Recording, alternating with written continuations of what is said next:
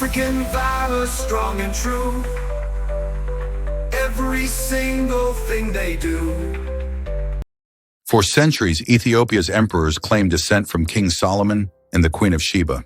In 1892, a child was born into this ancient line, a boy destined to change Africa and the world. His name was Tafari Makonnen. Born in Ejer-Sagoro, Tafari was the son of Ras Makonnen, a respected general, and Yeshimebet Ali. From the moment he opened his eyes, relatives whispered that this child carried the weight of prophecy. When Tafari was just 2 years old, his mother died. The loss left him quiet and serious, shaping a boy who learned early that life demanded strength and discipline. His father, Ras Makonnen, was a general and trusted ally of Emperor Menelik II. He taught Tafari duty, honor, and diplomacy. But in 1906, Makonnen died, leaving the young boy to carry a legacy far larger than himself. Unlike other nobles, Tafari loved books more than luxury. He studied scripture, history, and foreign languages. Priests marveled at his memory, saying he could recite passages after one reading. Knowledge became his weapon for the battles ahead. Tafari prayed with devotion every day. Even as a child, his calm presence impressed priests. They whispered he was chosen, that God had marked him for greatness. At just 20 years old, Tafari was appointed governor of Harar. Many doubted him, yet he ruled with fairness, listening to farmers, merchants, and nobles alike. Unlike other nobles who ruled by fear, Tafari built schools, encouraged trade, and welcomed progress. Harar flourished under his leadership. Ethiopia was beginning to see him as more than a prince. In 1911, Tafari married Menen Asfaw, granddaughter of a powerful noble. Their marriage strengthened his claim to the throne and gave him a lifelong partner in loyalty and love. Together, Tafari and Menen raised children, securing the Solomonic dynasty for another generation. Their union was more than personal. It was political, spiritual, and unshakable. In 1913, Emperor Menelik II, Ethiopia's great modernizer, passed away. His death left a fragile throne and opened the door for new struggles over power. Menelik's daughter Zewditu was crowned empress. But Ethiopia needed more than ceremony. Real power began to flow into the hands of young Tafari. In 1916, Tafari was named regent. Though Zewditu held the crown, he guided Ethiopia's destiny, quietly shaping policies, reforms, and diplomacy. As regent, Tafari introduced schools, newspapers, and electricity. He pushed Ethiopia toward modernity while protecting its sacred traditions. Tafari understood that Ethiopia must look outward. He reached out to Europe and the Middle East, the first Ethiopian ruler to engage actively with the modern world. In 1928, Tafari was crowned crown prince, standing as heir to Ethiopia's throne. The world now recognized him as the future Lion of Judah. In 1930, Empress Zewditu died suddenly. With her passing, Tafari's rise could no longer be stopped. Ethiopia prepared for a new emperor. On November 2, 1930, Tafari Makonnen was crowned Emperor Haile Selassie I, Might of the Trinity, King of Kings, Lord of Lords, conquering Lion of Judah. Foreign dignitaries from across the globe attended his coronation. For the first time, Ethiopia stood before the modern world, not as a mystery, but as an equal nation.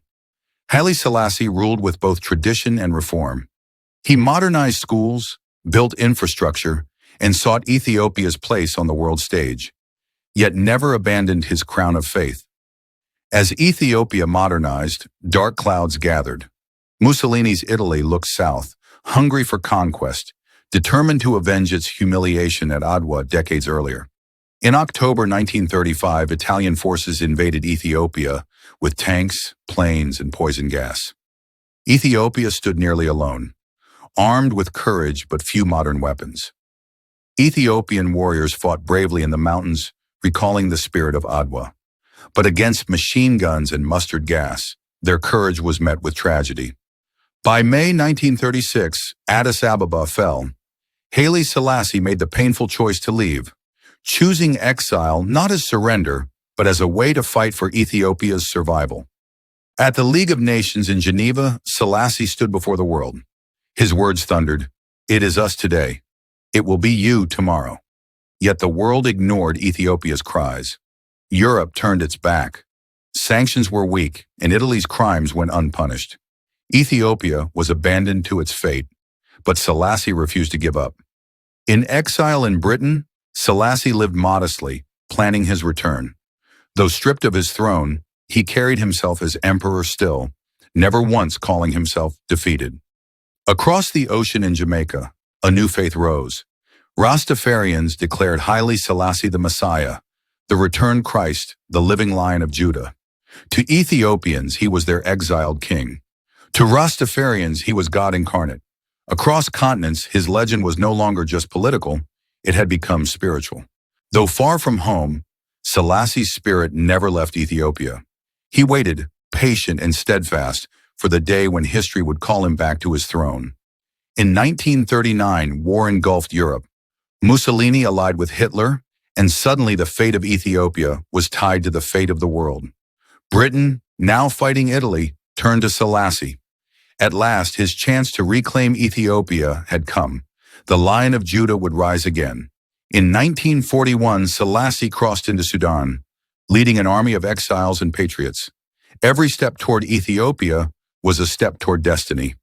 On May 5, 1941, 5 years after exile, Haile Selassie entered Addis Ababa. Crowds wept with joy. Ethiopia was free once more. Selassie began rebuilding Ethiopia from the ashes of war. Schools, hospitals, and roads rose again. His leadership restored pride to Africa's only uncolonized nation. To the rest of Africa, still under colonial chains, Ethiopia became a symbol of hope. Selassie was no longer just an emperor, he was the father of African freedom. In 1963, Haile Selassie hosted leaders in Addis Ababa to found the Organization of African Unity. He urged them to unite, warning, "Today we are one step closer to freedom." Selassie became a global voice for peace and unity. His speeches echoed at the United Nations, calling for disarmament, justice, and human rights. His UN speech in 1963 inspired generations. Years later, Bob Marley transformed Selassie's words into song, carrying his message to millions. From Africa to the Caribbean, from politics to music, Haile Selassie had become more than an emperor. He was a symbol, a legend, a voice echoing across continents. Despite his triumphs, Ethiopia faced deep struggles. Poverty, drought, and famine spread across the countryside. Many blamed the emperor for not doing enough. Young Ethiopians began demanding change. University students marched in the streets, calling for land reform, equality, and a new vision beyond monarchy. Selassie, now aging, faced growing unrest. Some still saw him as a divine king. Others whispered he was out of touch with the suffering of his people. In the 1970s, international television showed Ethiopia's famine to the world. Images of starving children shocked millions. The emperor's image was forever shaken. In 1974, a group of military officers, known as the Derg, seized power. They accused Selassie of neglect, corruption, and tyranny. The throne trembled under their guns. In September 1974, the Derg deposed Haile Selassie. The emperor who once commanded nations was taken from his palace in a simple blue Volkswagen Beetle. The conquering Lion of Judah was placed under house arrest. Guards watched over the once mighty emperor as whispers of betrayal spread through Addis Ababa. On August 27, 1975, Haile Selassie was found dead. The official claim, natural causes. But many believe he was murdered by the Derg, silenced in secret. Some wept for their emperor. Others saw his death as the end of an era. But in Jamaica, in Africa, in hearts worldwide, his spirit refused to die. Haile Selassie remains a figure of legend, warrior, king, reformer, prophet. To some, a flawed ruler. To others, a messiah. His roar still echoes through history, reminding us that true greatness lies not in power, but in the faith and hope we leave behind. His was the story of Haile Selassie, a man, a king, a legend. To discover more untold stories of Africa's greatest heroes, subscribe to African Valor. Like, share, and keep our history alive, because the spirit of Africa never dies.